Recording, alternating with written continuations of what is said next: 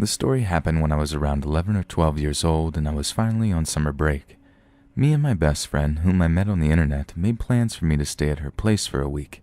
She lived in a city about 2.5 hours away from me, but I've met her before in real life, so everything was fine. On that day, I took the train by myself, which was not a new experience for me since my mom let me have a lot of freedom and experience. I texted my friend the time and place I'd arrive, but that city was huge, so I got the name of the station mixed up, which led to her going somewhere else instead of where I was. But at the time, I obviously didn't know, so when I arrived, I just took my suitcase and went to a quiet corner to wait for her while watching all the busy people running from A to B. My friend texted me, asking me where I was, and after some more texts, we figured out that it was my fault for telling her the wrong station, but she was on the way to pick me up. After waiting for a few minutes, a man in his 30s accidentally bumped into me, even though I was just standing still, and apologized 1,000 times.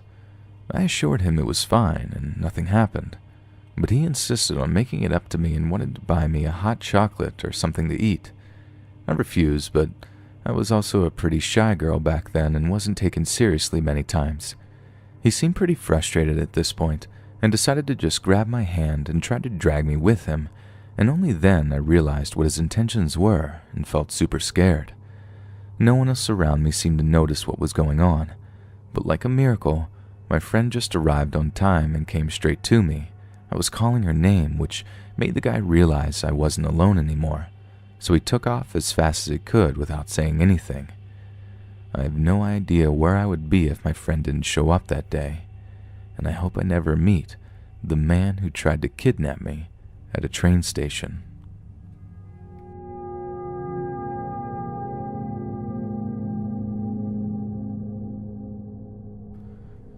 This happened around 6 years ago. My ex and I were visiting England, and we ended up getting lost in a not-so-savory part of town, and it was getting late. This was before Uber, and we couldn't even find a taxicab. We decided to wait for the next train and ended up finding out from a nice homeless guy which train to take. However, we had a good 30-minute wait for the train. My ex decided he had to use the restroom, so I stood outside while he used it. The station was completely deserted, save one person. At first, I couldn't decipher if it was a woman or a man. However, upon closer inspection, it became clear it was a woman, probably in her mid to late 40s, except she had that hard look about her. She was wearing men's combat boots, jeans that were tied with what looked like rope, and a man's flannel shirt. She was skinny, greasy hair under a knit cap, and she was twitchy. My ex and I were used to seeing junkies as we both had grown up in California, and our home city had its fair share of tweakers and junkies. Anyway, she sat there occasionally mumbling to herself, but we didn't pay her any mind. Mostly we passed the time by playing with a deck of cards I had in my purse. The train pulls up, so we get on. It's pretty empty, and we have our choice of seats. Of course, she sits right in front of us, even though there were rows of seats. We settle into our seats as we have 12 stops before we can get off. Meanwhile, she turns to us and starts cackling. She barely had any teeth, and the combination between that and her heavy Cockney accent made it pretty hard to understand. But she starts telling my ex that she would give him a proper jobby if he'd give her some money. Now, at the time, we weren't on British slang, and both of us were like, "You'll give him a job?" And my ex is telling her he doesn't need a job. She's getting worked up, and the conductor tells her she better be quiet or he will toss her off again. So she mutters that he can screw right off under her breath and starts mumbling. It was hard to catch, but she called me a slag and some not-so-nice names. Thankfully, we were back in the city proper and our stop was coming up. We signaled to the conductor we wanted off, and when the train pulled up to the stop, we get out, and so does our friend. My ex tells me that we will go grab dinner as we were both starving, and we head for a pub not too far from our hotel we had seen the night before. Meanwhile, she's behind us. She starts taunting us, and I get a little worried as obviously the sister is off her rocker. We make a run for it and get lost in a crowd. We think that's the end of it and go to eat in the pub.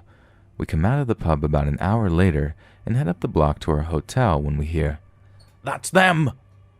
We turn, and our friend, along with 2 other rough-looking characters, are coming up the sidewalk. We book it for our hotel, which after a rich pub meal isn't easy, and luckily once we get inside, the doorman shoos them away.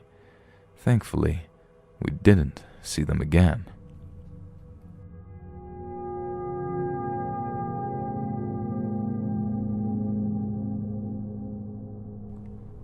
I'm a very small, weak woman, 5'6" and 118 pounds. I'm a university student who lives with my mom. I take my city's subway system to and from school, and I've never had any problems with it before. On Mondays and Wednesdays, I have a class that ends at 7:15. I've never been concerned about it because the route from my classroom to the train station goes through a segment of downtown that is filled with high-class hotels, so it's very well lit and there's always police around. Not to mention that a lot of my classmates also ride the train and take the same route. But yesterday, I had to go to the bathroom after class, so by the time I got to the train station, all of my classmates had already left on their own trains. Part of me thinks if I had just held it, my night would have gone so much better. I got to the train station and sat down on the bench to wait. I have these huge over-ear Bluetooth headphones, the kind that are also an accessory. Yesterday, I was just using them as earmuffs. I didn't have any music playing. But these are quality headphones, so outside sound is still pretty muffled even with them off. So I was sitting there with my headphones on, playing Pokemon on my 3DS, with a bald man at the other end of the bench. Some guy walks up and wants to sit between us, so I scoot over without being asked because that's just what you do. New guy starts talking to bald guy. I can't hear what they're saying because of the headphones. Then new guy turns and gives me this friendly pat on the back and says something to me. I pulled my headphones off one ear because I thought he wanted something. This guy just kind of babbles at me. I couldn't really understand what he was saying because I don't hear very well in the first place. Not enough to need aids, but enough that I talk loudly and a normal speaking voice sounds quiet to me. My standard thing for when this happens is to ask them to repeat themselves, or just kind of smile and nod, which is what I did. Then he finally speaks up more and asks my name, holds out his hand to shake. I say my name and go to shake his hand. Instead of shaking it, he pulls it up and kisses the back. That was when I knew that things weren't right. He starts asking me about myself. First how old I am, then if I drink alcohol, then about my game and the progress Nintendo has made since putting it out. Old game. He goes on about alcohol for a while, asking how much I drink and talking about how much he drinks. The whole time he's sitting so close and leaning over me, speaking very fast and in something between a mumble and a normal speaking voice. I was really uncomfortable, and over this guy's head I was giving panic looks at bald guy. I knew he saw those looks. He would meet my eyes and then look away. Creepy guy asked me more stuff about what train stop I go to and where I live, which I avoid answering. He mentions that he needs to get off one stop after Uptown Station, which is the station I need to get off at. For info, we're at Downtown Station. I live along the train line and you can see my condo from Uptown Station. Like, literally, it's at the end of the road that Uptown Station is on in a T formation. Between Downtown Station and Uptown Station, there are 5 other stations. My train comes and I quickly go, "Well, this is my train. Bye, sir," and get away from him and onto the train. I remember fervently hoping he wouldn't follow me. He didn't follow at first, so I didn't think he would be getting on the train. So I sat down in a completely empty seat and put my bag on the seat next to me. The train has benches with 2 seats on each bench. If I had known that he would be getting on the train, I would have sat down next to one of the women on there and pretended that I knew her. Creepy guy got on right before the train left. Before he did, bald guy who had sat down in front of me smiled at me and said, "Don't worry, he's a weirdo, but he's harmless." I cannot tell you how angry I was about this idiot. Creepy guy may have been harmless to him, but I was terrified and looked to him for help multiple times throughout the train ride, and this bald-headed idiot would look me in the eye, acknowledge my fear, then look away and make conversation with other men on the train. Screw this guy, I hope he trips over and falls face first into a cactus. Now this next part, I don't really have an explanation for. I know that this was dumb, but it's like I froze up and my southern-bred manners kicked in. The guy came into the train and started looking around for me. I froze and thought, "Oh crap." He spotted me, walked up and said, "Hey, can I sit next to you?" I wanted to say no so badly, but I couldn't speak and my body just went into autopilot and moved my bag off the seat and onto my lap. I was trapped between him and the wall of the train. His entire body was just pressed up against me. There wasn't an inch of him that wasn't pressed against my side. I was just kind of frozen, facing straight forward and staring at my game. When he talked, he did it with our cheeks only an inch apart. He started mumbling and chattering at me again. I could barely understand him. He asked me about my game again, then got into weirder topics. He asked me if I listened to rap music, then congratulated me for saying no. Asked if I dated black guys, if I had a boyfriend, if I had a girlfriend. He asked if I lived alone, where I lived. I lied, obviously. As we got closer and closer to my stop, I got more and more afraid. I was so scared he was going to follow me home. It's a straight shot from the station to my condo. You literally can't miss it. I was giving panic eyes to everyone in there. Men, women, out the window, anyone who would look at me. They all looked away, and creepy guy saw me give the looks multiple times. It's just kind of confirmation to me that he had bad intentions. If a normal, albeit weird guy who was trying to make conversation with a girl saw her making panic eyes to people, they would realize something was up and that they were being creepy. But this guy just didn't care. I don't know how I can properly express how terrified I was. It all looked so clinical and factual written down, but this felt like life and death to me. He pulled dozens of folded up papers out of his pocket and started sorting through them. He picked one and started writing on it, all the while mumble-chattering about racist Chinese ladies and racist bald guy.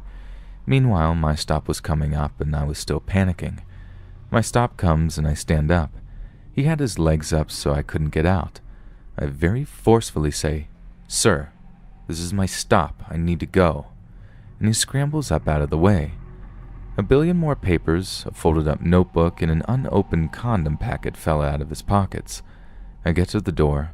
The train comes to a stop, and my fears are proven true. He gathers up all of his stuff and follows me out. Remember that he said the stop he needed was the one after the stop I get off at. I manage to text one-handed in my pocket and send "help, man follow, Uptown Station" to my mom. She doesn't reply. I manage to turn on my headphones and connect them to my phone, again one-handed in my pocket, and call her. She doesn't reply. I'm nearly hyperventilating. I try to move fast enough to lose this guy since he's dropping the collection of stuff everywhere, but he gets himself organized and catches up to me before I reach the escalators. I've been continually calling my mom this whole time. Creepy guy follows me up the escalator and out of the gates. At this point, I stop. There is literally no way I was going to go home and show this guy where I lived. He asked me which way I was going next. I sort of lied and said that I was waiting for my mom to come pick me up. He said that they would wait with me. I tried to convince him that it would be okay for him to leave, and he insisted on staying. At this point, I pulled my phone out and was calling my mom publicly. He leans in super close again and goes, "Oh, Penny, I know her. Good-looking lady. Good-looking lady." And starts going on about how he knows my mom and how pretty and nice she is, which is complete nonsense.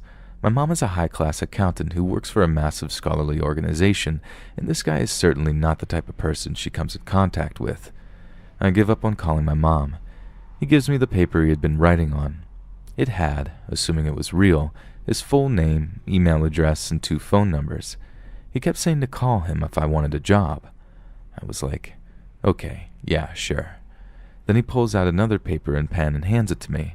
He asked for my full name, email, and phone number. I gave him a fake number and handed it back to him. He said, "No, your full name too." I told him, "Oh no, I'm sorry, sir. My mama wouldn't be happy if I gave that out." He starts trying to convince me that it would be okay. At this point, I panic and shove the paper with a fake number at him and say, "I'm sorry, I have to go," and just literally run away, down the stairs to the street. My mom finally calls me back. Her phone had been on silent. I was terrified and kept looking behind me to see if he was following me, because he started to when I started to run. Mom leaves the condo and runs towards the station, and we met in the middle. I've never been so relieved to see my mom. She brought me home and kept an eye out over our shoulders for the guy. I still have the paper with his supposed full name and contact info. I just feel like I needed to share this story because I'm still scared. I had to go back to both those stations today, and I was terrified he would be there. I was in fight or flight mode the whole walk to the station. I felt terrible about this, but anytime I saw a guy that looked like him, I nearly jumped out of my skin. Thank God that wore off over time when I got to my class, but I'm still scared I'm going to encounter him again. I'm still on campus. I'm going to have to go back to those stations again today, and I'm so anxious that he'll be there. I just felt like I needed to talk about it so I wouldn't be scared anymore.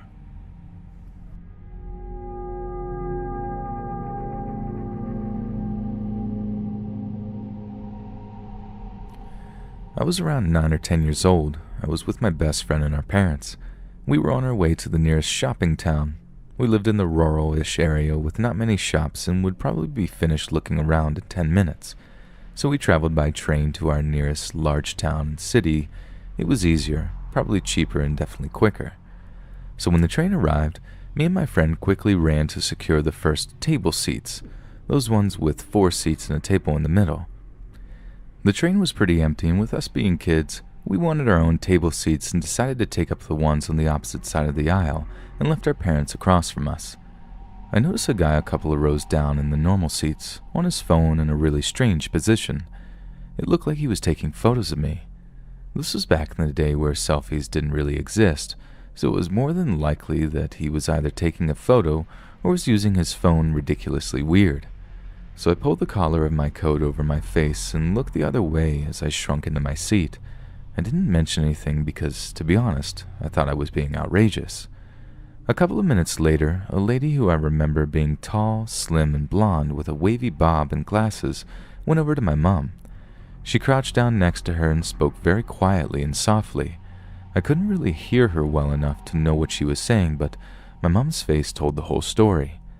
Mom asked me to come sit with her, and my friend's mom and the lady went to the conductor of the train. When we got to the next station, there were a group of police officers and security waiting on the platform. The train pulled up, and the weird guy was taken away. We heard that he did in fact take photos of me, and they found hundreds of photos of other children on his phone and computer. They didn't go into details, but I didn't ride a train for a very, very long time after that.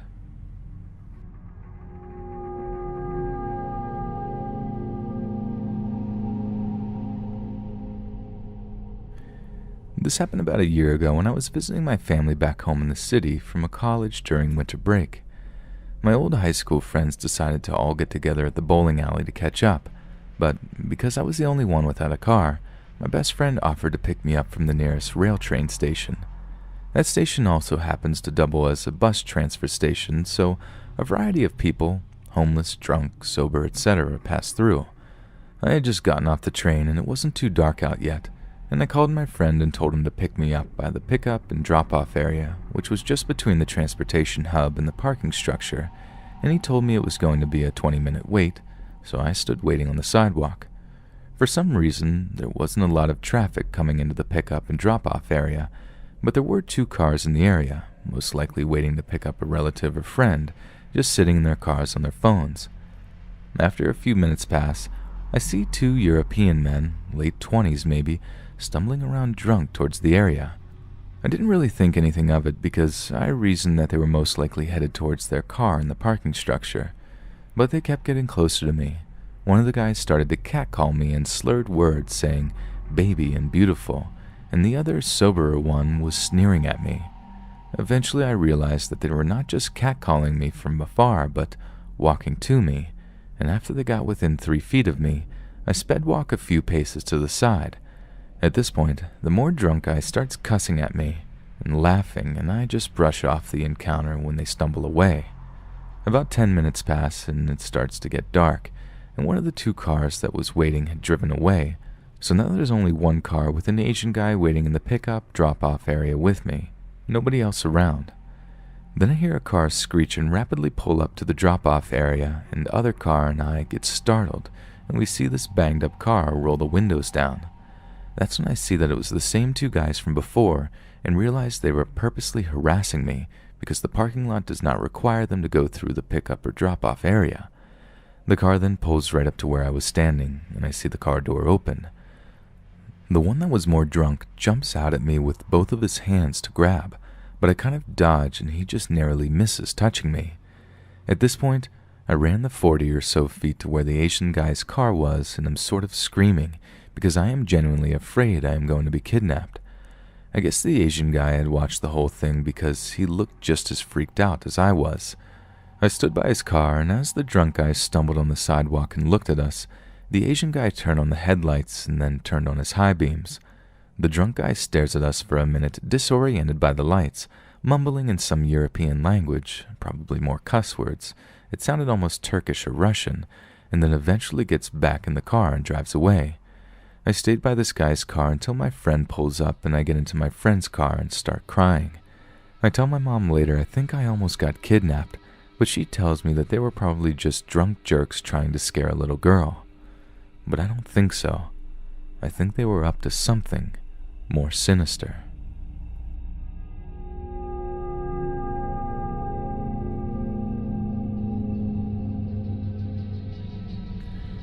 I'm a cosplayer. I'm not famous, but I'm well known enough in my city to be recognized once in a while.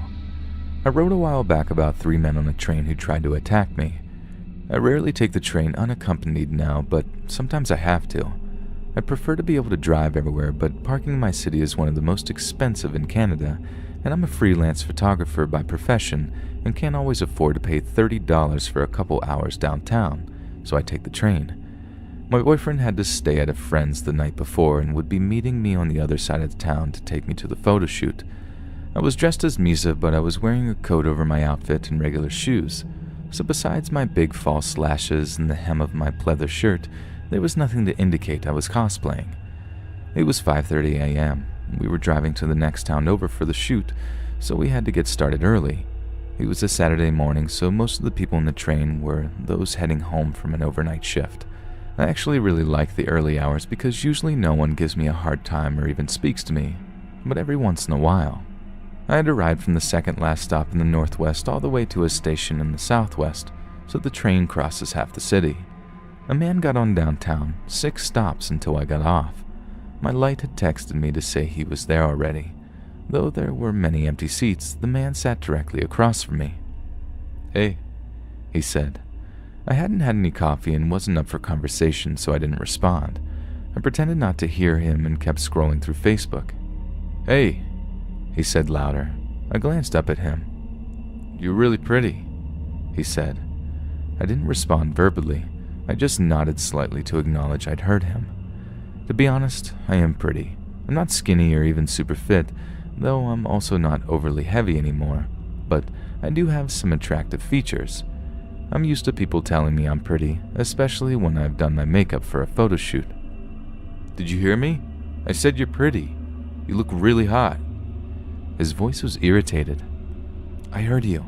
Yeah, I am pretty," I responded. I was feeling irritable before he started talking to me. Lack of coffee and all, and I didn't really feel like him stating something that was true needed to be thanked. "You're not that pretty." He practically snarled this. "Vain chicks like you should be taught a lesson." I've gotten this reaction before from men, usually online or from catcallers. There's an idea that some people have that you're only what they say you are. They don't want women to know they're beautiful unless a man says they are. I rolled my eyes and went back to looking at my phone. 4 stops left. I knew that after the next stop there would be a long portion through a tunnel. The lights were on in the train, so I wasn't worried about him doing anything scary. "I should cut that pretty face," he said. A few other passengers had looked up at this point. The guy was speaking loudly, and I was a little nervous now. 3 stops left. A few people got onto the train, the last stop downtown. The guy leaned towards me across the train. "I'm going to mess you up if you get off this train," he said. After my last horrifying experience on the train, this made me really nervous. The guy cosplaying as Light didn't have a car, so we'd be walking to the mall 10 minutes away to wait for my boyfriend. Light's not a big guy. He's an inch shorter than me, actually. "Fight me," I said quietly. I don't know why, but I have a tendency to act stupid and tough when I'm afraid. This guy was bigger than me and could probably kill me with little difficulty, but it was now 5:45 a.m. and I was grouchy and hadn't had coffee. "I'm going to break your little neck," he said loudly. We were passing through the tunnel. The train is always very loud in the tunnels, and I don't think any other passengers could hear him. We get out of the tunnel and approach the next stop. This is the last one before I have to get off. At this stop, most of the people get off. Besides me and the guy threatening me, there are only two other people in the train. A big guy with headphones and a little older lady. "Back off, man. My boyfriend is waiting for me at the station." I lie. I wish I'd chosen to sit near a door. I'm scared that if I try to get up to get to the emergency call button, he'll attack me. "No one want a fat chick like you." But don't worry. I like them fat. He said this loudly. I'm 150 pounds and 5'6". I'm slightly overweight, but I work out and have healthy eating habits, so my doctor isn't worried. "Thistle," I heard someone say loudly. It was the big guy with the headphones. Thistle's the name I use when I'm cosplaying. "I thought that was you. What are you doing up so early?" He walked over to where I was sitting and sat down next to me. I don't recognize him, but I realize he heard what the guy had said to me and is coming to defend me. "Just meeting some friends." I try to keep my voice cheerful. I'm careful to avoid looking at the guy across from us.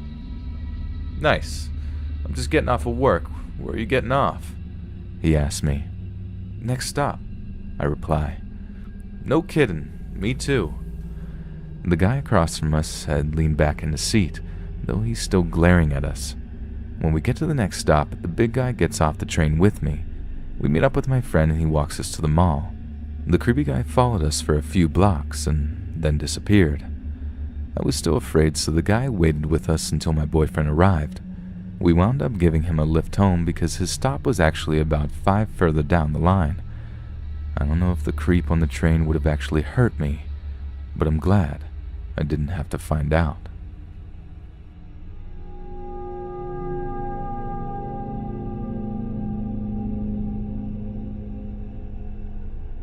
This occurred back in 2012 when I was 18. I was interrailing through Europe with my then boyfriend, and we were on a train between Rome and a port town in Italy, where we would be getting a boat to Greece the following day. We hadn't pre-booked any accommodation, as we'd found it really easy to get a hostel either en route or on arrival at our previous destinations, and as we'd be arriving in the town at nearly midnight, we decided to have a look for hostels whilst on the train. Unfortunately, we found that there really wasn't as much accommodation where we were heading as there had been in the other major cities we had visited, and that the places we could find were mainly hotels and way out of our price range. We were discussing this quandary amongst ourselves, my ex suggesting we slept at the station, when the guy sitting next to me on the train randomly struck up a conversation. He was really enthusiastic and chatty and spoke pretty good English, asking about our trip so far, where we were from, and just sort of general chit-chat about ourselves. He also said that he overheard our accommodation problem and that he knew a perfect hostel for us, very close to the station and run by his friend. Initially, this just came across as a useful bit of information, but alarm bells started ringing for me as he had become very insistent that we must stay there, and that if we mentioned his name and that he had sent us, that we could stay there for virtually free. He wrote down an address and his name on a piece of paper and virtually had me promise that we would go there. After I'd given my word that we'd stay there, he stopped talking to me entirely, which I found quite odd. He'd been so warm and talkative and then just totally shut off. He also made 3 phone calls, none of which I could understand other than he said the word interrail a few times. The rest of the journey passed in slightly uncomfortable silence, and when I got up to get off the train, he just said, "Remember," referring to the address. We arrived in the town. It was late and pretty deserted, nothing like the big touristy cities we had been used to, and I made up my mind then and there we definitely wouldn't be staying in that hostel. My boyfriend was slightly annoyed, as I admittedly am a very paranoid person, but something felt really off to me. We ended up checking into an annoyingly expensive hotel literally a stone's throw from the station, as I was so creeped out I didn't want to go wandering off through the empty streets at night. Whilst at the hotel, I decided to look up the address he gave us. First thing to say is that if you Googled it, there was no mention at all of it being a hostel or a guest house or anything. It just came up as a street address. And secondly, if you put it in Google Maps, it wasn't anywhere near the station and just looked like a normal building in a residential area, way out of the city center. I know that all of this may have a perfectly innocent explanation behind it, and it may have just been that the guy ran a hostel from his house, and train guy was just overly eager to promote his business for his mate, but the whole encounter felt very off to me, and I was relieved to leave the town the following day. I can't help but wonder, to this day, whether or not we were being sent into some sort of trap.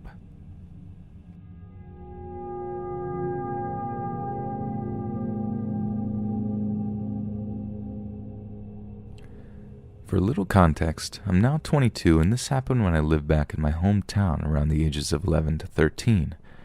For this story, you should know that where my house was like any other normal UK street, except for the fact that there was an alleyway down to a train bridge that led to a dirt track that led down to what we called the Commons, i.e. woodland area with a small cafe and a golf course. The Commons were somewhere myself and my family would go all the time as I grew up, as something to do to cure boredom, to walk the dog, etc. I even used to go down there with my friends as we got older. On this particular occasion, I was taking a walk down to the Commons with a family member as something to do to cure boredom. The Commons are beautiful in the summer, and it is a lovely time to walk down there. It never felt creepy or sinister until this particular day. As myself and my family member have walked the train bridge and are walking down the dirt path towards the woods, we stop at a turnstile that leads to the train tracks, which you just cross in order to get to the woods. As we reached here, we were greeted with the sight of a middle-aged, out-of-shape man laying on the train tracks. Red flags immediately start firing. The man jumps up and makes his way to talk to us. In conversation with him, he seemed normal. He was polite, positive. I'd even dare to say happy-go-lucky. He immediately spoke with my family members something like the following. "Afternoon. What brings you two out on this lovely afternoon?" We're just enjoying a walk through the woods to kill some time." "Sounds lovely. What a nice idea. Have a nice afternoon." And then he went straight back to laying down on the tracks. As we passed by him to the woodland, my family member paused and went back to have an exchange with him. I couldn't hear what was said, but weird guy changed in a flash. Aggressive, violent. Whatever he said to my family member, it shook him as he came back pale. He wouldn't tell me what was said, but just said we should push on and for me to not look back. Anyway, we continue walking, and despite being shaken up by the incident, it slips to the back of my mind. The woodlands we walk in has a route that circles all the way back round to the dirt path, and that's the one we always took. As we were walking back up, we passed the turnstile, and the weirdo was nowhere to be seen. However, as we walked the dirt path covered in thick foliage, we suddenly heard blood-curdling screams. They were loud, terrifying, and downright bone-chilling. Someone was getting hurt. That person sounded to be female. My family member rushed us back up the path and back to the house ASAP. Fast forward a few years later, and my family member explains that in the confrontation with the weirdo, he inquired as to what he was doing, and if he needed help, and that it was unsafe to help, and his response was basically, "Leave me alone, or I'll seriously hurt or kill you." That was enough for my family member to leave him alone. Also, we later found out that the screams that we had heard were linked to a murder in the woods. My family member couldn't remember if it was linked to the guy we met, but it seemed likely.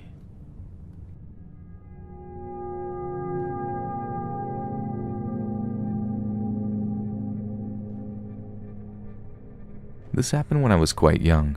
I was at a train station in London with my family, walking through a crowd of people to catch our train, when all of a sudden this old man from behind me grabs my shoulder and starts screaming in my face that I kicked him. I immediately start crying, so my mom and her husband turn around and start asking this man what the problem is. He just continues shouting and swearing, saying that I kicked him. Bear in mind that I honestly didn't kick anyone, and he was behind me. My mom's husband starts getting in his face and he runs off somewhere, so we go to find a member of staff to report what happened. We finally find someone, and once we've explained our situation, they get some other staff to go and find this man, which they eventually do, and remove him from the station because of his behavior. We also got moved up to first class, which was really nice of them.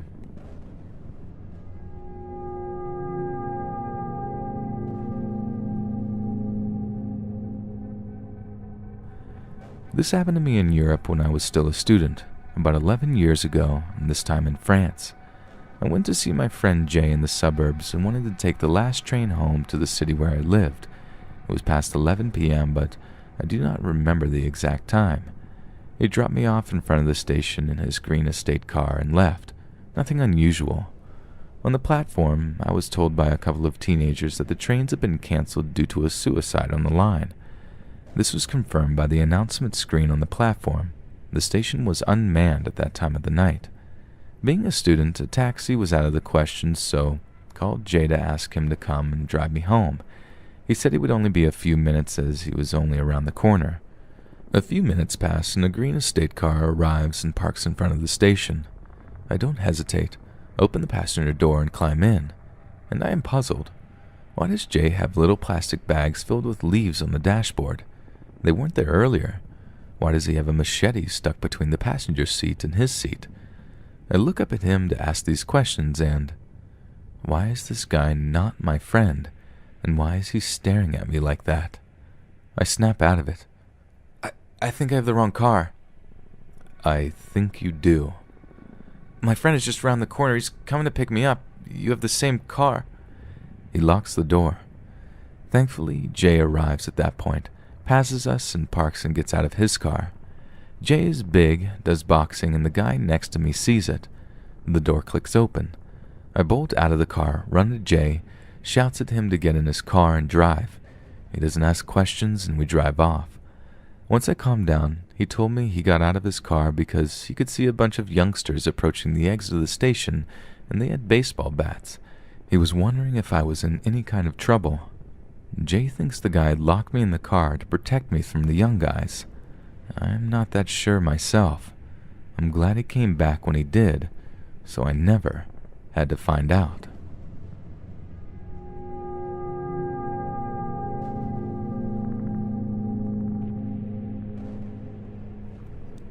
I've only told this to a few people outside of my family, and I only recently started talking about it. I wish I told someone sooner, as I discovered a coworker encountered these men as well. I work downtown, standard 8 to 5 hours. Once in a while I work overtime, but not often, and not on the day this happened. It was just a couple of minutes after 5 p.m. when I left work. It's just a few blocks from my office building to the train station.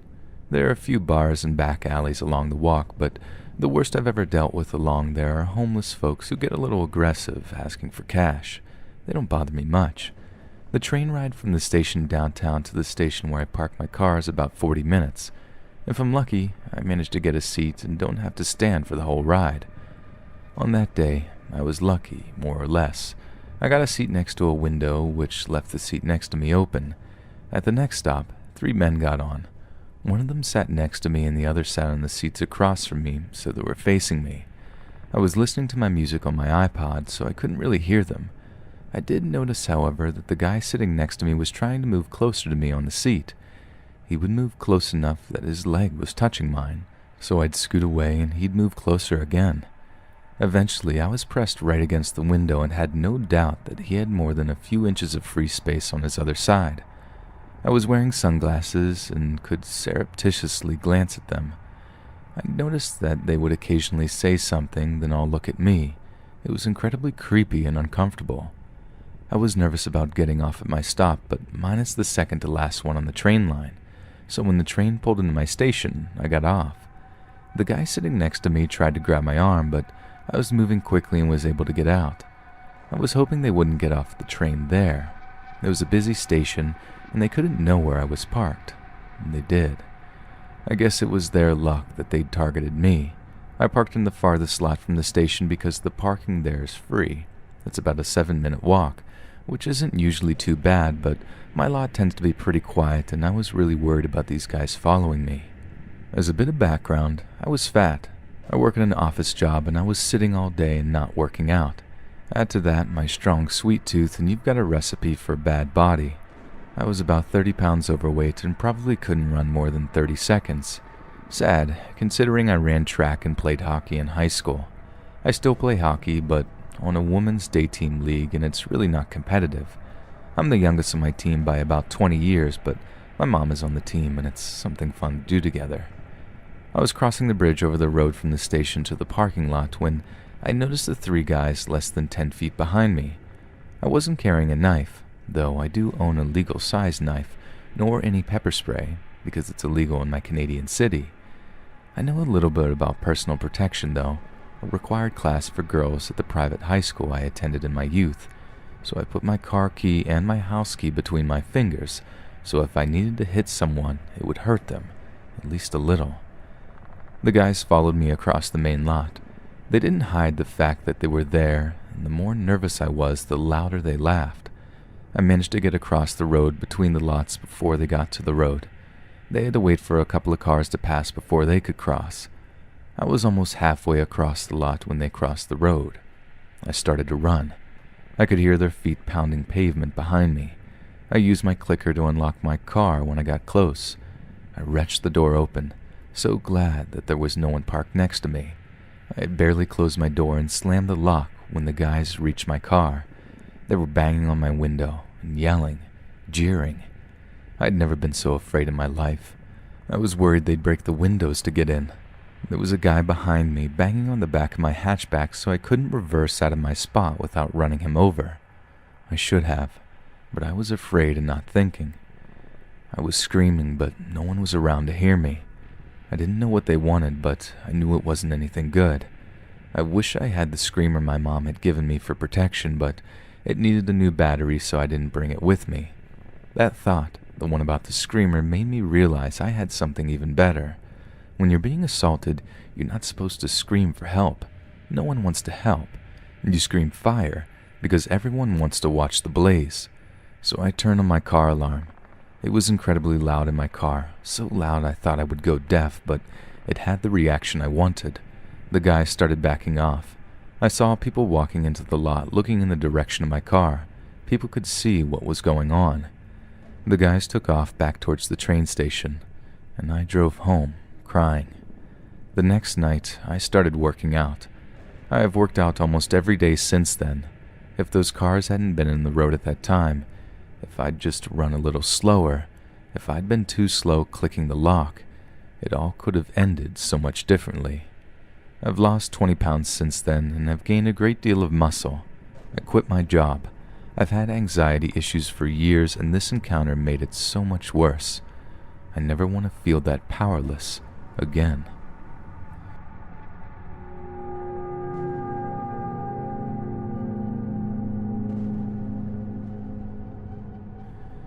In order to really paint the picture of you of the scariest event I have ever experienced in my entire life, and to really feel that moment when my blood turned to ice in my veins, I've got to give you a little background on my rather unconventional and messed up childhood. I'll try to keep this part brief. I'm sure this will sound like utter crap to some, but I assure you it's not. I'm telling the absolute truth, even if it does sound like a badly produced after-school special.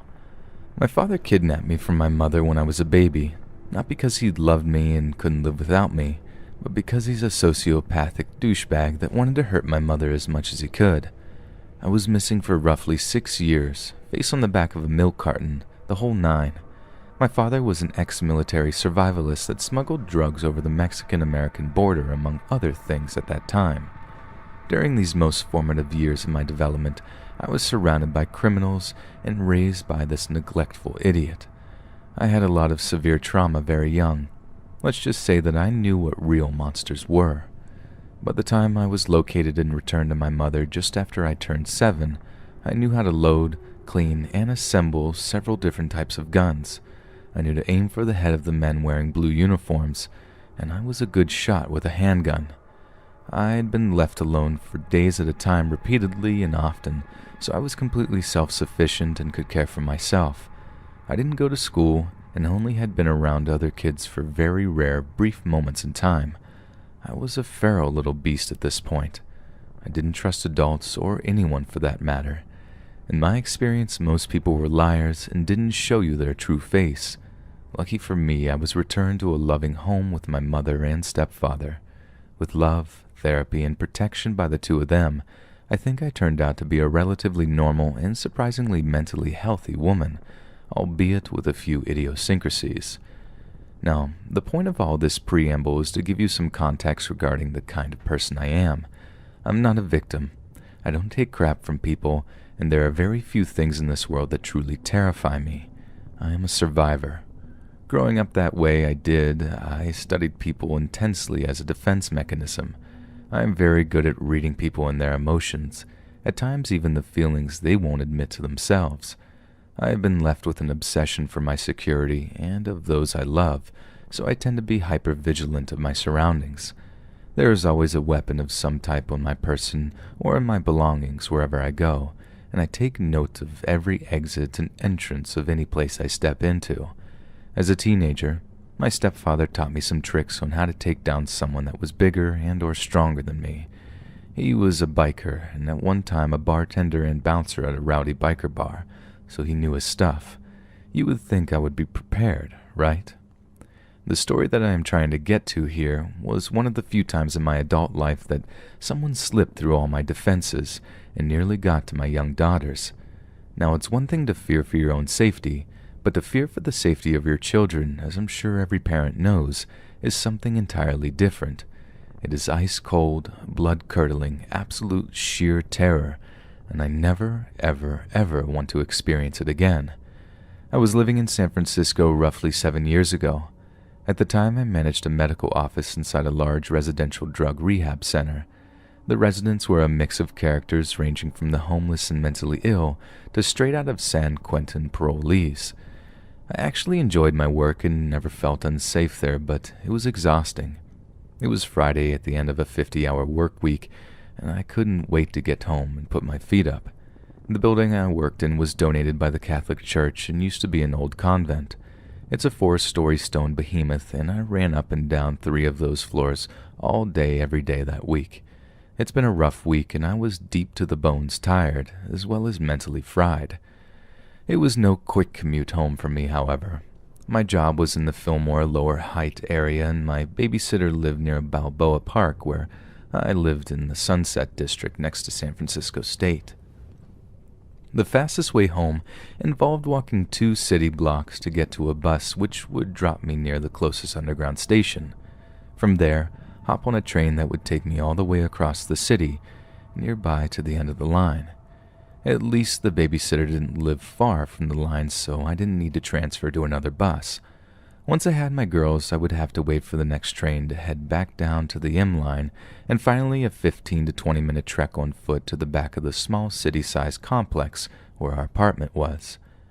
I had made it to the babysitter's house uneventfully and stood waiting for the next train, counting the minutes down until we would be at our front door. This was an above-ground stop, so my habit was to hold the hand of my 7-year-old and heft my 3-year-old toddler on my hip, clamber up the steps, and carry her through the train to find a seat. Although she was able to walk, she wasn't so balanced on a moving subway train, as well as being a toddler, so she tended to fall over and become easily distracted by the other people on the train. Strollers seemed to me more of a pain than they were helpful when dealing with public transit, so this had become my routine. Looking back, I'm sure I looked an easy target. It's not like I present this as a hardened and grizzled person. There's really nothing intimidating about me, I don't think. I knew I had balls of steel, but unless you challenged me, no one else would. I was a 27-year-old, exhausted single mother just trying to get home with my kids and belongings in tow. We were on the final leg of the journey home, and being so tired and wiped out, my defenses were down. So when I managed to get up the stairs onto the train and realized that the car was empty except for one homeless man, I just didn't feel it was worth to continue through the train cars to a more populated area. I observed this guy and quickly took mental note of him, as was my habit. He was at the end of the train in the last car, right next to and opposite the door I entered from. He didn't look to be something I should be afraid of. Remember, I work with this population every day, and I knew that most of these people were nothing to be afraid of. In my experience, most of these guys just had terrible lives, followed by a series of bad decisions and or an inability to learn from their own mistakes. In fact, when I was traveling on my own, it was a habit of mine to sit down in the empty seat next to a homeless person, if they didn't appear to be intoxicated or schizophrenic, that no one else would take and strike up a conversation. If you ever want to see true joy in the eyes of another human, sit down next to a homeless person and talk to them like a regular person. You will make their day but I digress. He appeared to be in his mid-40s, unkempt shaggy hair and scruffy facial hair, wearing several layers of raggy stained clothes with an oversized coat that hung past his knees. He had a tall can of beer in his hand, I noticed, but didn't seem overly attentive to my presence.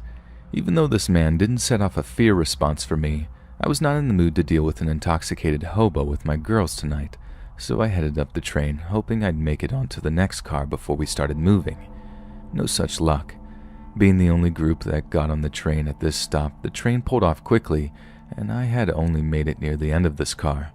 Balancing a tot on one hip, holding the hand of the other and all the weight of bags and purses on the other shoulder, I just kind of dropped and wilted into the empty seats we were next to at the front of the car.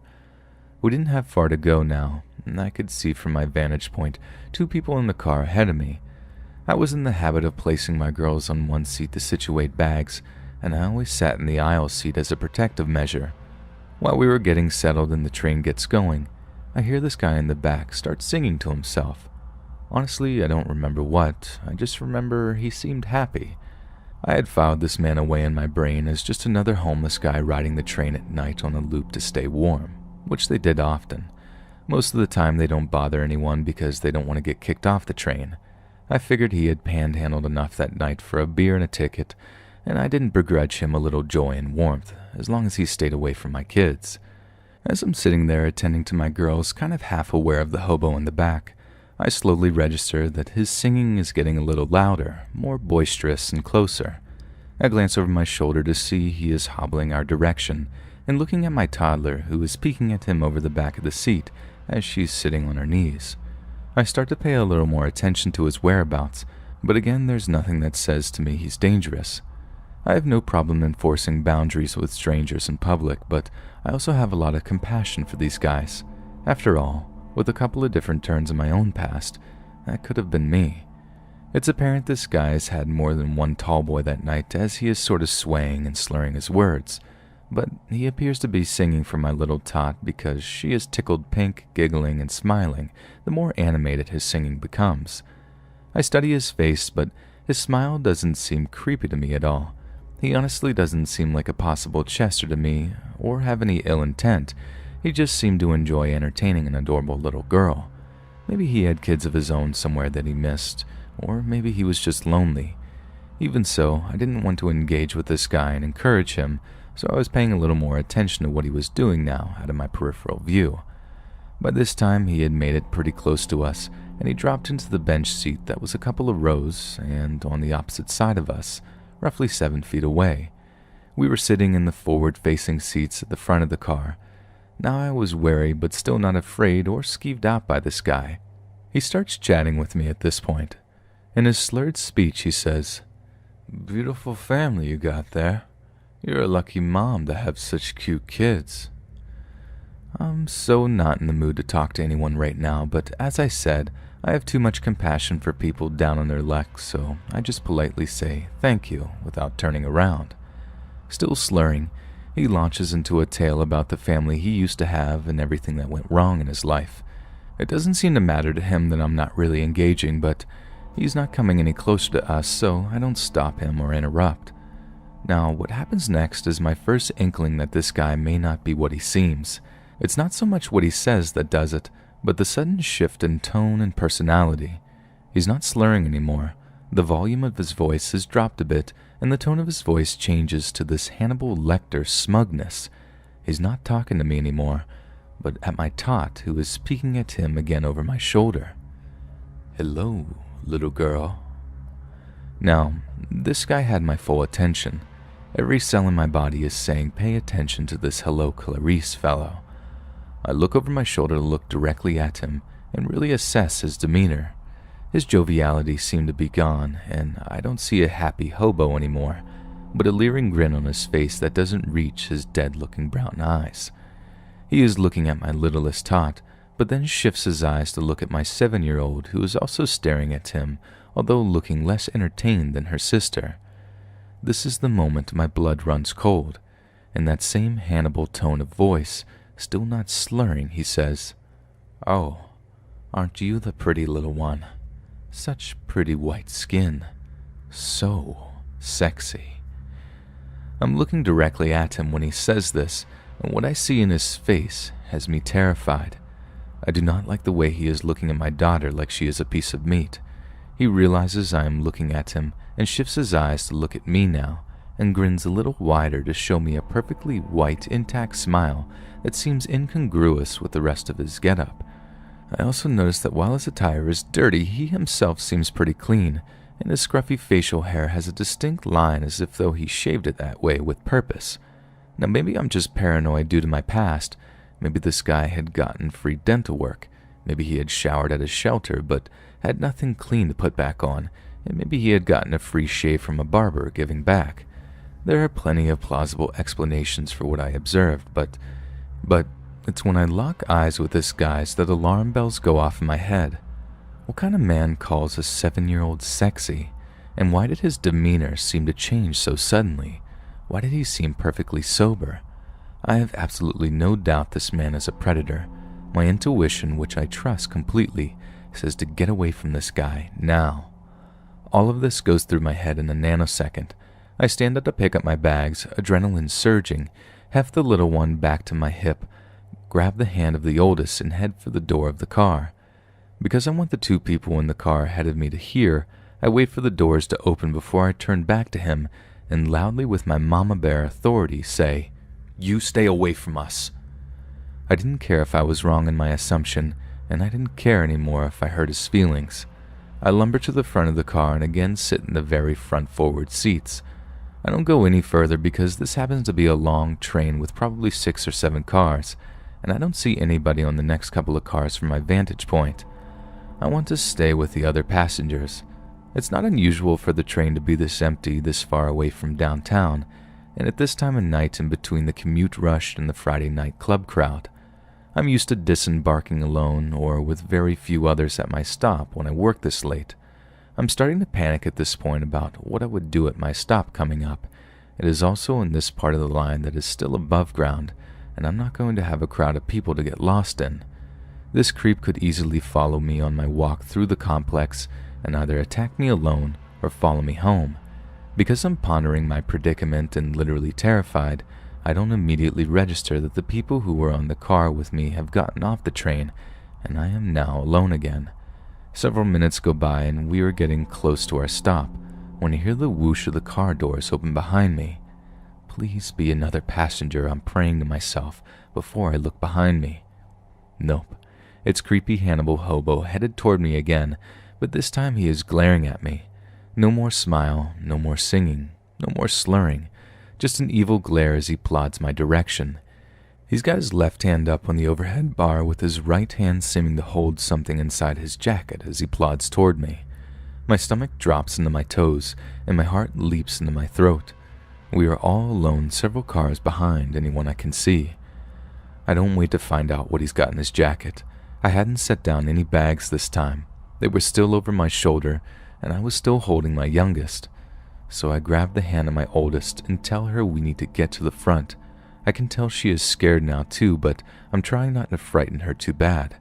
I kind of push and pull her gently in front of me, thinking if I can get to the front of the car, even if it's empty, I'll be right behind the conductor. I'm going as fast as I can, which isn't very fast with everything I'm juggling.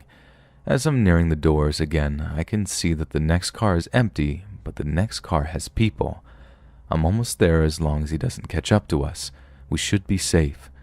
We are now almost to my stop and the train is slowing down again. I hear the doors swoosh open again behind me. I glance over my shoulder to see this guy is running at me. Jesus Christ, I've never been so terrified in my entire life. I move ahead as fast as I can into the next car, but I know I'm not going to make it to the next filled with people, and no one seems to be looking this way from the car ahead, and the train is pulling into the stop. This is that moment when time just seems to slow down. I'm thinking this guy plans to incapacitate me with no hands to defend myself, and he is going to run off the stopping train with one or both of my girls. Now my adrenaline is surging, and I can feel my heart thumping at warp speed. I drop the bags from my shoulder, not caring about what's in them now. I need free movement. I tell my 7-year-old to stay behind me as I squat down to plop my youngest on the train floor. In one motion, I turn around, raise up, pull my pocket knife out of my back pocket, flip it open, taking a wide-legged defensive stance. I don't know if it was the security of my knife in my hand or that one final surge of adrenaline, but I swear to God, as I stood up, I grew. I felt like Mario having just gotten his mushroom. I felt invincible, 3 times my size and superhuman. No one was going to get through to me, to my babies, even if I was going to get stabbed.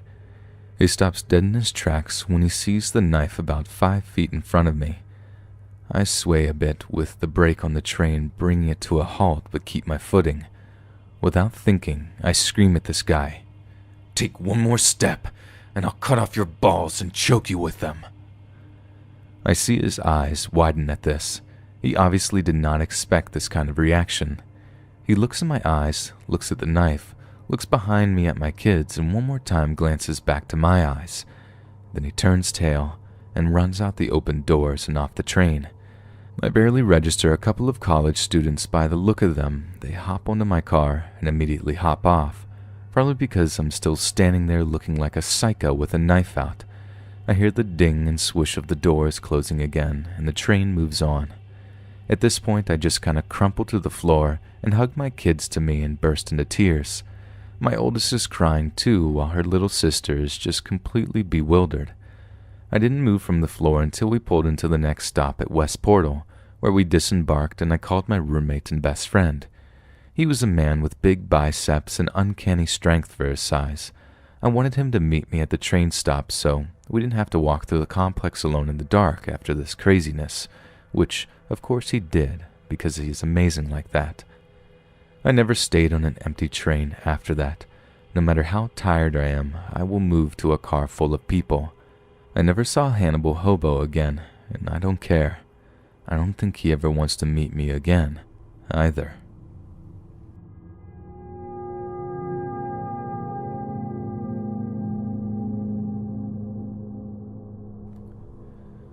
This is without a doubt the most terrifying thing that has ever happened to me. I have only told a few people, but feel like I need to share it in case it helps any students traveling abroad to be more cautious. So a little background. This happened to me about 5 years ago when I was 19 and studying abroad in Italy. Our school had its own campus about an hour outside of Rome in a quiet town where the Pope has a summer place. Part of our school's program in Italy was that we had to leave campus for 10 days to vacation and explore Europe in October. Everybody would split off into their friend groups and travel. I didn't really have a group I was attached to, but not wanting to go by myself, I asked these 2 girls I was friendly with if I could travel with them. They were best friends and roommates and were nice enough and said I could go with them. We decided to travel from Rome to Austria, Prague, and Germany via the Eurorail train. We went the entire trip having fun and without incident until the last day, which is where my awful experience begins. On our last day, we were in Munich, meeting up with most of our class as a school tradition of sorts. The 2 girls I was traveling with, and I had tickets to take the overnight train that night back to Rome from Munich, left around midnight. During the day, one of the girls tells me that she had changed her plan 10 days before we left, and was going to stay in Munich overnight and come back the next day, which was a surprise to me. But I still wasn't that worried because she was joining up with our classmates and staying in a booked hostel with them, and I would still be traveling with this other girl. Then, to my dismay, the other girl says she is changing her mind and staying overnight in Munich as well. I asked her where she planned to stay as we hadn't booked a room in a hostel. She said she would sneak into the hostel and share a bed with the other girl. I told her that I was really uncomfortable traveling alone and that it wasn't fair for her to abandon me like that. She told me nonchalantly that I could just find a hostel and book another ticket if I cared too much.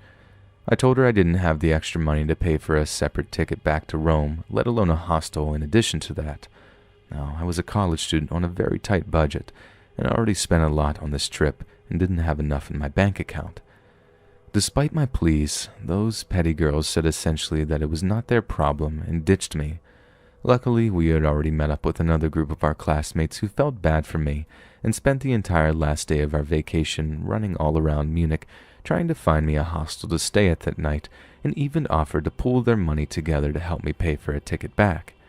Unfortunately, it was Oktoberfest in Germany, and literally every hostel was completely booked up, and despite my attempts to sneak into my friends' hostels with them, I was stopped and thrown out. At this point, it's nighttime. I was defeated and worried, but my other classmates who had tried to help me were still sticking with me. I figured at this point the only options I had were to sleep outside on a bench in Munich, totally unsafe and ridiculous, or take the overnight train back to Rome by myself. Not super safe, but I figured I'd be around other people, so maybe not completely awful. So I decided to go ahead and take the overnight train back to Rome by myself, and my classmates walked me to the station and saw me on the train. These guys actually ended up being some of my closest friends in years to come. So now I'm on this overnight train by myself, and I head to my carriage. The way it was set up was it was a room off a hallway with 6 seats. No beds because trying to save money. I was the first one in my carriage, so I sit next to the window on one side and put my giant backpacker's pack, which was my only luggage, on the 2 seats next to me. Eventually, 2 German guys in their 30s come in and are polite enough and sit opposite me.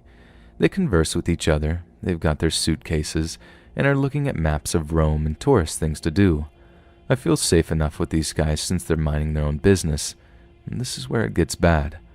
I settle in and listen to music and try to sleep for a bit, and perhaps after an hour or so I start to notice there's a super sketchy guy standing right outside our carriage in the middle of the hallway staring at me. I'm completely freaked out because 1, no one is supposed to just be in the hallway standing there. You're either on your way to the loo or headed back to your carriage. Why would anyone just be standing in the hallway? And 2, he didn't break eye contact with me once when I looked at him. He just kept staring at me with a sinister look on his face like he wanted to eat me up. So I'm kind of freaking out and trying to look away and pretend like I didn't really notice him. I wait a bit to see if he was just a normal guy going to or from the loo or something, but when I look back, he's still there, hasn't moved, and is still leering at me from behind the window door of my carriage.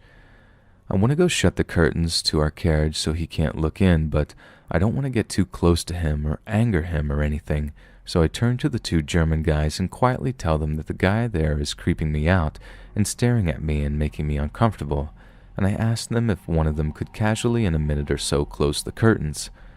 I had hoped that they'd be men and kind and protect me and tell the guy to bugger off or whatever, but they seemed annoyed at me and mumbled that they would, but never did. When I brought it up again, they kind of acted miffed, but eventually shut the curtain. I thought that surely that would have deterred the guy from lurking, and I soon fell asleep. A few hours later, I awoke to 3 young Germans in their mid-late 30s join our carriage in the remaining 3 seats. As they come in, I notice that the creepy guy from before is still there, standing outside my door. I kind of freak out inside and really don't feel comfortable at all, and I'm a bit panicky. I try to talk to the younger Germans, but they weren't very friendly and perhaps didn't speak English very well. It's been hours at this point, and I notice that I really have to pee. But the only way for me to get to the loo is to go outside of the carriage and down the hall to the loo, and at the very end of the train, a bit away from other carriages with people. I noticed that when the younger Germans came in, they moved the curtain a bit so I can see the creepy dude standing out there leering at me still. He refuses to go away. I noticed that when people walk by to use the loo or whatever, he kind of acts casual like he's waiting for someone or something and looks away from my carriage, but once they're gone, he's back at it again. I try to hold it in as long as I can, but this is a 12-hour train ride and would be another 4 hours or more before we made it to Rome, and there was no way I was going to make it. At this point, everyone in my carriage has been asleep for a long time, and I don't want to wake anymore. I have to nudge the young Germans on my way out of the carriage to go to the loo, and I try to tell them I'm going to the loo, and could they just keep an eye on me and the creepy lurker, and they brush me off like I'm a jerk for waking them up, and they go back to sleep. I exit the carriage, freaked out of my mind, and also about to pee my pants, and of course I basically run into the creepy dude standing outside my carriage. There's hardly any room in the hallway, and he's not giving me any space and is staring me down. I'm 5'4", and he was towering over me like 6'2" or something, and burly, so I do my best to book it to the loo as fast as I can and lock the door behind me. My heart is racing, and I'm going as fast as I can so that hopefully he hasn't followed me here. But alas, I get out of the loo and he is right there with this disgusting smile on his face. I mean, I don't like to exaggerate, but there was an evil in his eyes, and it chilled me. I was sick to my stomach. I tried to squeeze by him quickly, and he started to press himself against me. I gave my nasty face and yelled for him to let me go. And praise tiny baby Jesus, there was a man headed to the loo my way just then, so the creepy guy dude moved off me, and I booked it back to my carriage where I proceeded to stay for the remainder of the ride. I thought that my outburst and little scene I caused would have deterred that sketchy guy from creeping on me anymore, but when I looked up at some point, I noticed he was right back where he was in the hallway, staring at me. At this point, I was kind of in disbelief that someone could be this blatantly lecherous, so I started to wonder if there was actually a seat out in the hallway that was cheaper than a shared carriage. But then I realized that I had left to go to the bathroom earlier and I had seen no seats, and I also remembered one unsettling detail too. This guy had no luggage, not even a briefcase. This was a 12-plus hour trip from Germany to Rome, so everyone on this train was either coming or going from work or a pleasure trip, but all of them had at least a small travel suitcase of sorts. So the fact that this guy had no luggage or briefcase or anything on him and was just standing in the hallway staring at me made my stomach drop. This man did not have good intentions, and I couldn't rationalize it any other way. I spent the last hour or so of the trip devising my plan for once the train arrived in Rome. I knew the train station there very well and knew that the metro train I needed to transfer to get back to my campus was down several flights of stairs and around more than a few twists and turns. I felt pretty confident, so when the train stopped, I had my backpack on ready to go. The other Germans got out of the train ahead of me, and the creepy guy had to move for them to pass, and I quickly followed in between them and jumped off the train and booked it through the station without looking behind me. Thank God it was crowded in the station with people headed to work, and so I felt safe that I was disguised in the crowd. I flew down the flights of stairs and around the turns without stopping. When I finally got down to the platform for the local metro train I needed, I felt safe. I was just catching my breath when I saw none other than the creepy guy come down the stairs and look around for me. When he saw me, he had that evil, lecherous look in his eye, and I wanted to cry. I grabbed tightly onto my pocket knife in my coat pocket and made my way to a group of harmless-looking Italians and tried to stand in their group. They seemed annoyed that I was standing so close to them. I don't know, maybe it was my giant backpack or my scared and sweaty disheveledness, who knows. I was standing still about several train car lengths away from him at this point, but he was starting to make his way over to me just as the train pulled up. I hopped on my car immediately and tried to position myself near some folks who rudely kept scooting away from me. I noticed he got on a few cars away. As the car was moving, he made his way down his car into the next, and with each stop the train made, he got a little closer to me. I myself moved a car's length down away from him, but I grew increasingly worried that the farther outside of the Metro Rome area, the fewer people were on the train and the closer he was getting to me. When I made it to the first car and realized I had nowhere else to go, I looked and noticed he was only one car away from me and headed my way. As we pulled into the next stop, I grabbed my pocket knife tightly and made a last-ditch effort to evade him and get off the train. I looked to my right and to my horror saw that he had gotten off as well and was briskly running toward me. As the last few people shoved past me to get on the train, I realized I had no options left and threw myself back and dove into the train without breaking eye contact with this sicko as the doors to the train closed in front of him, and I realized I had made it safely onto the train, leaving him on the platform fuming and yelling as the train sped off. Not really believing I had made it safely, I spent the rest of the metro ride still in fight or flight mode and dashed upstairs to my above-ground bus up to my campus, making sure I was sitting next to a sweet old lady. The creepy dude never showed up on the bus, and once I had made it back inside my campus's walls, I immediately fell to the ground and sobbed. I realized I was so incredibly lucky that I had evaded what was probably a certain kidnapping, or even worse, who knows. But I have never forgotten that man's face and the look in his eye and how it made me feel like I wanted to peel my skin off and crawl under a rock and die. I ended up telling my ordeal to the dean of our campus and pleaded for him to reprimand those girls who abandoned me and forced me into a compromising position which was completely unsafe. I wanted the dean to tell all the students and future students that it is never okay to let someone travel alone, especially females, and especially since most of us were young and felt invincible and were just plain naive and stupid and didn't know what was safe and what wasn't. But that weasel of a dean thought I was overreacting, and I was probably asking for it. Yeah, it was a school that victim blamed and thought leggings were impure, and thought the girls who abandoned me were goody-goodies, and I was some loose rebel who got herself into this position. And he never addressed it. I haven't heard anyone else at my school getting into situations like me, but I've made sure to tell all the girls and guys who are in years below me to be careful when they study abroad, and to not do what those girls did to me. I hope this helps someone in some way, and if you ever see a man traveling a long distance without any luggage or briefcase at all, be wary.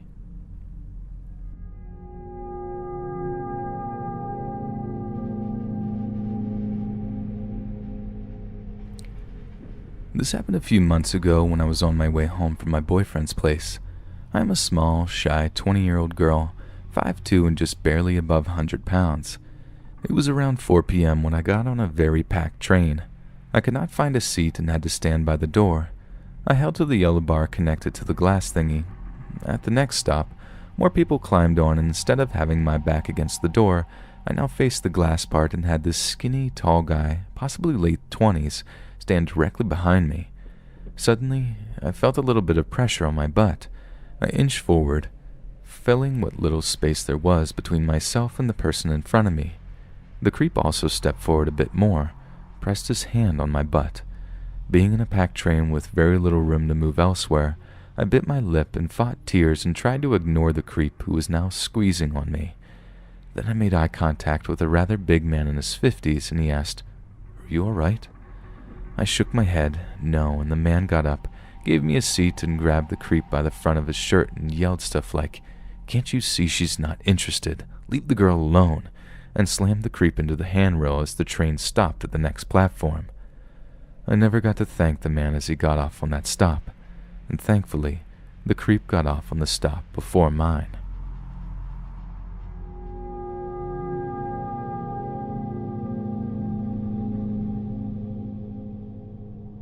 The day after Black Friday, I was working later than usual, because retail life. I made plans to walk home from work with my two guy friends since we all live together and work for the same company about a mile away from each other. Fortunately, I was able to get a ride from a coworker to the train station where I was going to meet my friends, avoiding the almost mile walk to the train station through a drug-riddled and crime-heavy area. When I arrived at the station, I texted my two friends that I was there, was going to wait on the platform since I didn't want to loiter outside on the street so late at night. They said that they were finishing up and would meet me on the platform soon. Once underground on the platform, I leaned against a wall and just generally looked around and watched people, since I don't like being on my phone in very crowded places. It was past 11:30 p.m., but the place was still packed with Black Friday shoppers finally headed home for the day. Trains were becoming less and less frequent, and I was getting a bit annoyed that my friends weren't there yet since each train was coming about 15 minutes apart. Finally, one was arriving in 5 minutes, and my friends texted that they were on their way and would hopefully make it to the next train. I start lining up, expecting to make the next train coming, when someone behind me put their hand on my shoulder. I turned with a smile on my face, assuming it was my friends greeting me. Wrong. It was an older man, maybe in his 60s, about 3 to 4 inches taller than me, and bulky with a scruffy beard and wearing wrinkled, neutral-toned clothes. Naturally, my smile began to slip, but he had already caught my friendly disposition and took advantage, releasing my shoulder and standing so close next to me that I took a couple of steps back from where I was starting to line up and ended up next to the wall I had originally been leaning against earlier. He reached out his hand for a shake, and on autopilot, I stuck mine out as well. He clasped my hand with both of his, all the while smiling, and said, "Hello, what's your name?" I was caught off guard and not necessarily worried, just annoyed with myself for allowing this interaction to begin. I responded half-heartedly with, "Jolene?" He still hadn't let go of my hand. Never dropping the smile, he goes, "Jolene, you're beautiful. How was your Thanksgiving?"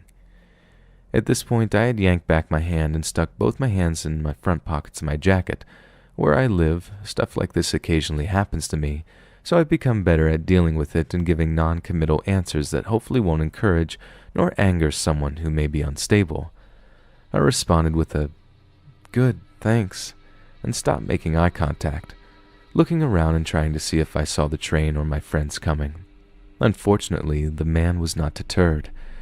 He started cupping my elbow in his hand, asking me more questions about where I come from, where I live, where I was going, what I was doing that day.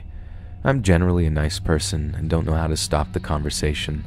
I did see two guys notice what was happening, and when I made eye contact with them, they both looked away like they hadn't noticed my situation. Finally, the train was approaching. My friends hadn't made it there yet, but I didn't care. I was praying that this man was getting on the train. As it starts pulling in, the man goes, "Is this your train?" I tell him no, that I'm waiting for friends, which he definitely thought was probably just a line I was feeding him. But, "No matter," he says. "Let's take it together. Come on." The man, still holding my elbow in his hand, begins to gently tug me toward the train. I keep saying, "Sorry, this is not my train. I'm waiting for my friends. This isn't my train." But I'm starting to freak out because nothing like this has ever happened to me, and I'm also panicky laughing because I don't know how to get out of the situation. The train stops and the doors open. People start pouring out as people on the platform start crushing in. The man starts tugging me harder toward the open door, and I'm freaking out. At this point, I keep saying, "This isn't my train," and trying to yank my arm away, but now he's gripping it. And unfathomably, I'm trying not to make a scene, I guess, partly because I'm in shock that something like this is happening. So I'm starting to move towards the doors against my will. I'm starting to think that maybe I'll just get on the train and jump off at the next stop. I'll text my friends to meet me there. I'll pretend someone is calling me. I'll sit next to another stranger on the train. Anything.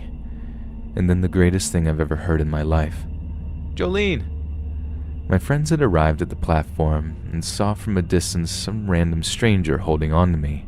I yanked my arm away from the man who had loosened his grip when he saw that I really did have friends, and I darted to them as the stranger jumped on the train and the doors closed. As the train pulled away, my friends asked me who that man had been, and I just started crying because I had definitely almost complacently gotten on a train with a stranger because I was too scared to say no or make a scene. My initially bewildered friends gave me a hug after I told them what happened and vowed not to be late again, just as I vowed never to go to that train alone again.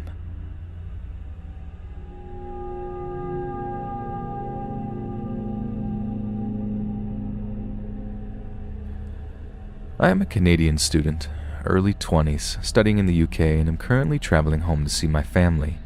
I typically fly out of Manchester as it's simpler to get from northern UK to where I'm living, but I found a cheap flight that leaves early tomorrow, or today I guess, morning, that I couldn't pass up.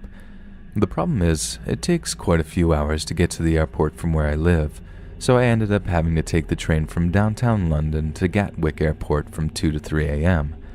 I waited mostly alone for an hour for my train to arrive, but about 20 minutes beforehand, a guy comes in and sits on a bench about 20 feet from me. I immediately got a bad vibe, but figured there's security cameras, and he was far enough away that I just forgot about it. The train arrived at 2 a.m., and the journey takes just over an hour. As it pulled up, I had this urge to walk away from this man and sit in a different compartment with more people. But when I turned to walk away, he gestured to help with my bags, and I ended up getting into the compartment that pulled in front of us.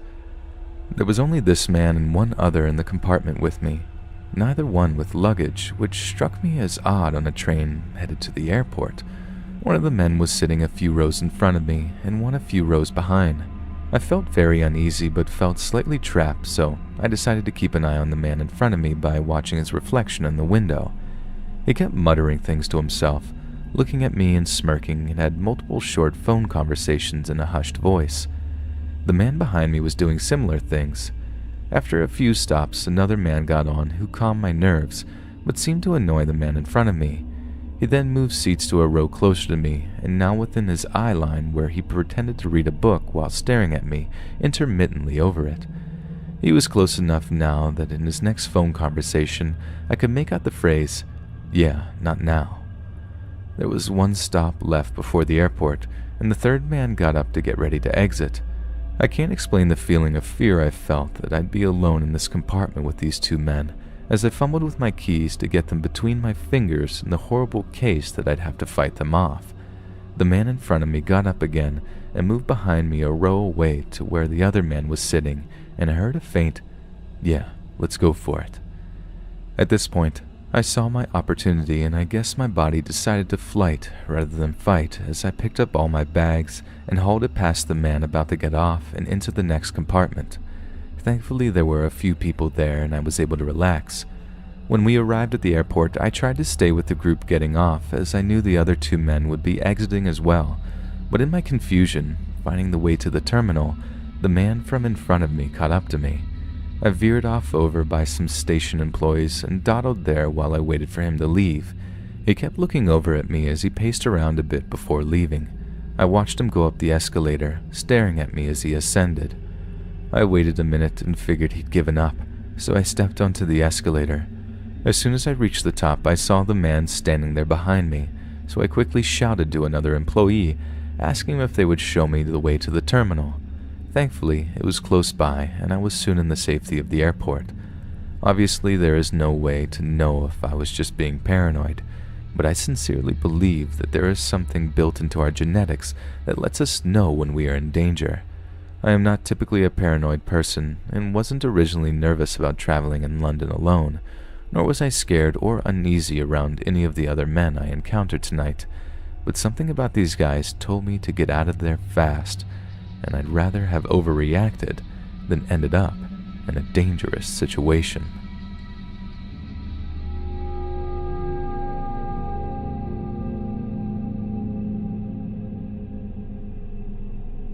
When I was 14, my grandfather wasn't able to take me home from the train station, so I had a 5-kilometer walk ahead of me. It was autumn and already getting dark and chilly, so I wrapped my jacket closer around my body, put on my over-ear headphones, and started walking. After just a few minutes, I noticed that the guy I already saw on the train was following me. I thought not much of it as I was walking in the city, and there could have been 1,000 reasons that this guy, mid-30s to beginning 40s, short brown hair, totally modest in appearance, was walking in the same direction. I continued walking, and after some time, I was leaving the city in the direction of my little village, about 1 kilometer from the border of the city. As I walked past the little skate park, I began getting scared because actually at this point it was odd that he was still walking behind me. Not many people live in that direction. I walked a little faster now and pressed pause on my phone so I could hear better where the guy was. When there was about 600 meters left to my home, I started running, and the man ran after me. My panic grew, and as I arrived at our front yard, I hurried to get the lock of the door open. We had a huge yard, and our house was on top of a little hill. The metal door was at the bottom of it. I slammed the door shut behind me and ran the rest of the way up to my home's front door. I was so relieved when I was inside that I began to cry, and my grandma asked me what happened, so I told her, but she just waved it off. I grew up with grandparents, but it wasn't the best and happiest time ever, and my grandma would believe a stranger on the street more than she would believe me. I looked out the kitchen window, and there he still was, standing outside the door to our yard, staring directly at me. After about 20 to 30 minutes later, he turned around and walked away. I don't know if that person wanted to prank me, or if I actually escaped something worse, but luckily I never saw that man again, even though I still panic from time to time when someone walks close to me.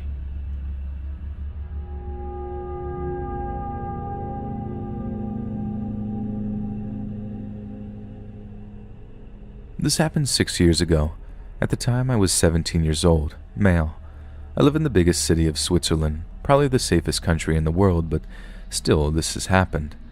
So it was a Saturday night, and a friend of mine turned 16 that day. He decided to celebrate his birthday in a well-known bar in the old town of said city. As you may not know, you're allowed to drink alcohol at the age of 16 in Switzerland, so we were having a great time that night, drinking and partying. My friend, whose birthday it was, got heavily drunk in no time because of all the drinks he was offered, so he decided to head home pretty early, around midnight if I remember properly. Me and two of my friends didn't want to call it a night yet, and went out for a smoke on the back door of the bar. After we finished, we realized we had drunkenly shut ourselves out, so we had to go all the way around the block to enter through the front door again. As we're making our way to the entrance, more of a staggering than walking, we passed this old shady-looking dude. In my drunken state, I even bumped into him with my shoulder, but carried on walking anyways. Shortly after, we hear him shouting, "Foreigners, stop!" and some other things I can't really remember.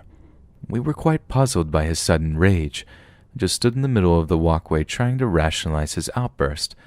I mean, it was just a bump with the shoulder. I didn't even hit him hard, nor was it intended. As we were standing there, he started speed-walking my direction. I assumed he's gonna curse at me or whatever, but I was very wrong. He started throwing fists at me. His punches didn't hit me that hard, and he wasn't even aiming for my face. I took one hard punch to the backside of my ribs, though, and that was when one of my friends pushed him away. I collected myself, and we gathered in front of him. He was just standing there in front of us, shouting that we have no respect of the elders and that he was going to kill us all. This old man was nuts and probably on drugs. As he was frantically shouting us, we realized that there was a knife in his hand. We then booked it out of that situation and back to the bar in hyperspeed, adrenaline pumping through our veins. Because of that, my drunken state suddenly cleared up, and I started to feel a pulsating pain at the point he hit me. As I wanted to touch the spot, it felt wet. I took my hand out from under my shirt and saw blood. Adrenaline rushing again. I didn't hesitate and took off my shirt in the middle of the bar. By the reaction of the people around me, I could tell something was wrong. They took me to the toilet where I could see it myself. I had a big wound in the back of my ribs. It was bleeding, but to my surprise, not that heavily. Still, I was in a bit of a panic and didn't know what to do. In fear of the police, as we had also smoked marijuana and I was afraid they could drug test me, I know it's stupid, we decided to head for the train station and take the first train home. Half an hour train ride later, I arrived at my parents'. I woke them up, telling them what happened and that I took a knife to the back. They were understandably up in no second. Only thing my father said was that he saw the wound. A band-aid will do. My mother, on the other hand, wasn't having any of this and drove me directly to the hospital where they saw the depth of my wound. They said I was very lucky. A little more to the right and he would have punctured my lung. Me probably drowning by my own blood. Police then came to the hospital as well, and I had to give them a statement. I told them everything I could remember. I even had to go to the police station again the next day, and to my surprise, they had a collage of mugshots prepared. I could identify this old guy right away. Obviously he was already registered, and they even told me he stabbed another guy the same night. Shortly after, we met again in court. I can't remember what he was sentenced to. I suppose it doesn't matter, because karma got him. After some time passed, 2 or 3 months or so, I received a letter explaining the death of my attacker while he was in prison. And I suppose I was pretty happy to hear it.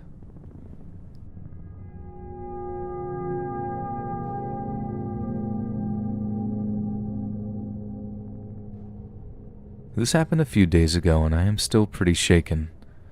I visit my cousin a few towns over as she needed some help from me. I spent a rather long time here.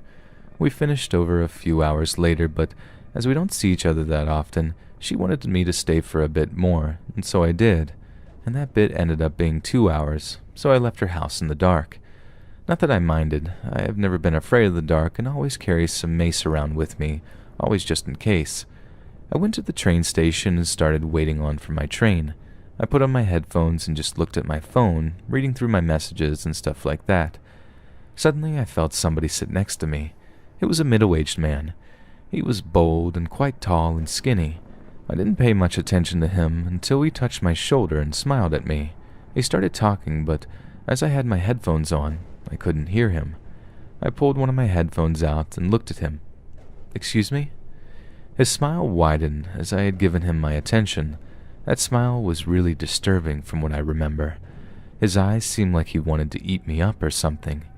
He pulled his hand away from my shoulder and placed it near my thigh instead. I asked, Where was a pretty girl like you headed?" I was confused. Why would he ask that? I was already ruining my mother's rule by talking to a strange man, so I wouldn't cross the line any further. I decided that I should lie. I'm going to Tallinn." He smiled even wider at that. I was really starting to get nervous at that smile. Why wouldn't he stop smiling? Was the question that ran through my mind. "Oh, I'm going there as well." I nodded and stayed quiet until the train arrived a few minutes later. I quickly went to the area where there were more people. I luckily didn't see him follow me. I sat down, took my phone out, and started looking at random YouTube videos. I was already feeling a lot better. I stayed like this until I had to get off. I got off at my actual stop and started walking home. I was humming quietly to my songs until I felt eyes burning into my back. I turned around, and there he was. That freaking creep was smiling widely at me and starting to quicken his steps. I quickly broke into a run, and I am no athlete, but I can run for a long time when needed. I could hear him talk behind me. I didn't pay much attention, as the only thought running through my mind was to go. "Beauty, stop running and let's have some good times." I quickly took out my mace just in case, holding it tightly in my hand. I knew I could defend myself if he had caught up with me. I already saw the town lights in the distance, and I knew if I could get there that I would be safe. I screamed out loudly when he caught up with me and grabbed my hand. I did the first thing in my mind and let him taste some of the mace. He screamed out in pain and let me go. I used that chance to run again. I was already very tired at that point, but I didn't care. I knew I had to run, and that's what I did until I got home. I broke down crying when I got home and explained everything to my parents through my tears. My mom held me and wiped my tears away, letting me stay home for a day to collect myself a bit. I can only imagine what that creep wanted to do to me, and I feel glad to still be here today.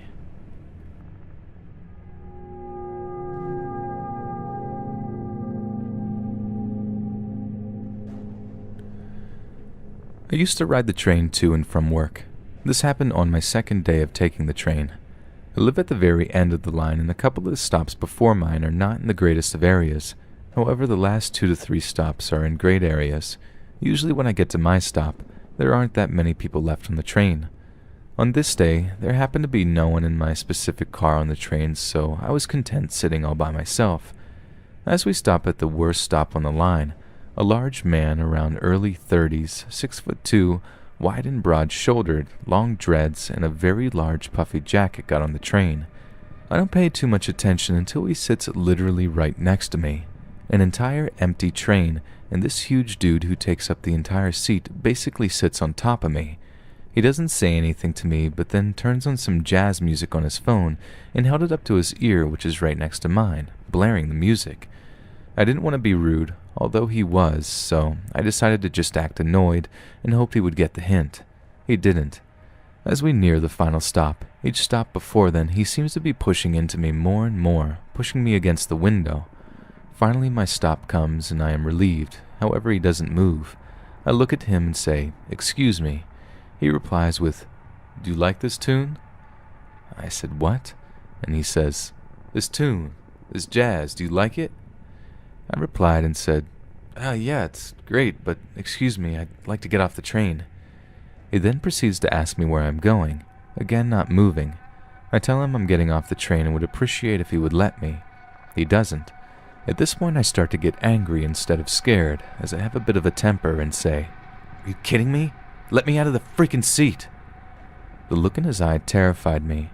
They announce on the overhead speaker that the train will be out of service for the rest of the night. At this point, the conductor starts walking through the cars to check for sleeping people. The guy looks at me and says, "You're lucky this time. I wouldn't ride the train alone anymore. And I'll see you again. Don't you worry." We both get off the train and walk in the opposite direction, but I make sure to keep looking behind me while I take my mace out of my purse. I then have to walk the car ramp to my car when I see him watching me from across the street and then start following me to the elevator. Luckily, there were a few other people in the elevator and the door closed before he got there. I asked a couple of people who were getting off of my level if they would mind walking me to my car because there was a man following me. They did, and all was good and I didn't see him again. I bought a taser flashlight the next day. Hey friends, thanks for listening. Be sure to subscribe and click that notification bell to be alerted of all future narrations. If you got a story, be sure to submit them to my subreddit, r/Let's Read Official, and give and receive feedback from the community, and maybe even hear your story featured in the next video. And join my Discord to interact with me and other listeners directly. And if you want to support me even more, grab early access to all future narrations for just $1 a month on Patreon, and maybe even pick up some Let's Read merch on Spreadshirt. Check out the Let's Read podcasts, where you can hear all these stories in long compilation form and save huge on data, located on both Spotify and Apple Podcasts. Links in the bio.